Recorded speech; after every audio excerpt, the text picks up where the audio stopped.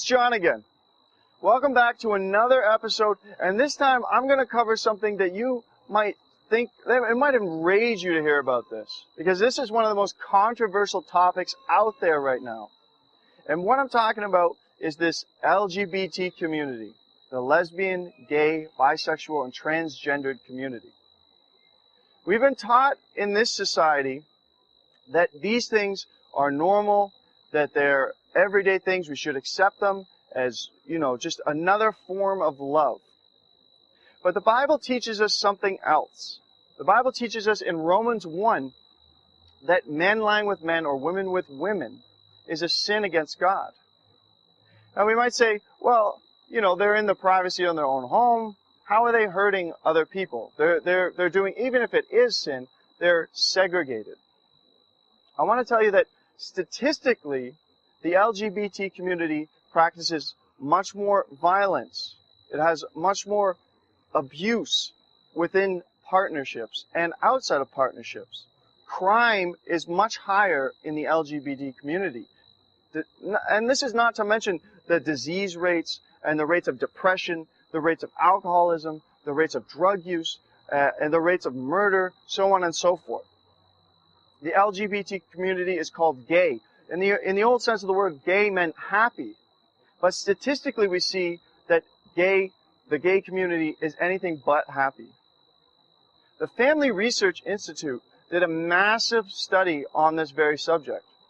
You have over 12 major studies that covered hundreds of thousands of people, surveys of people who are engaged in the LGBT community to see what kind of life they were leading and was it really good for them? Does it support a family kind of lifestyle? Well, what does it result in? Jesus said to judge a tree by its fruit.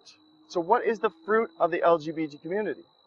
And I tell you that it is the fruit of unrighteousness. We're coming against a people who are teaching, just do whatever you want. And this is the famous teaching of Aleister Crowley. Do what thou wilt, that shall be the whole of the law. That's what he said. Do whatever you want. And this man himself practiced some of the most wicked things you could imagine. He was not a good man, and yet the foundation for these ideas came out of him. If the foundations be destroyed, what can the righteous do? The Bible says explicitly,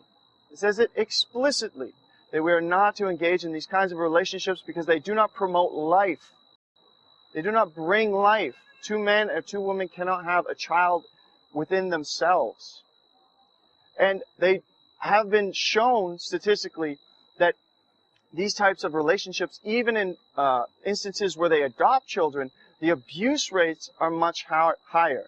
We have people coming out of this community saying it is a bad community. I have a good friend of mine, his name is Ryan Hunt. He was involved in this community for many, many years, since he was a young lad, since he came out of about high school.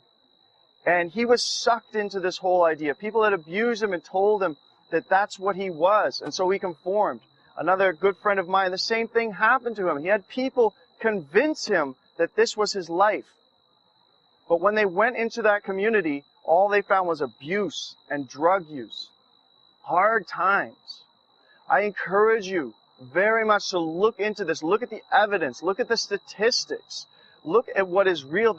Judge the tree by its fruit, I tell you. And I hope that you can practice the family love, the family unit. A man and a woman coming together in matrimony, to have children, to have a beautiful thing, to build a beautiful home. Until the next time I speak to you, God bless you very much.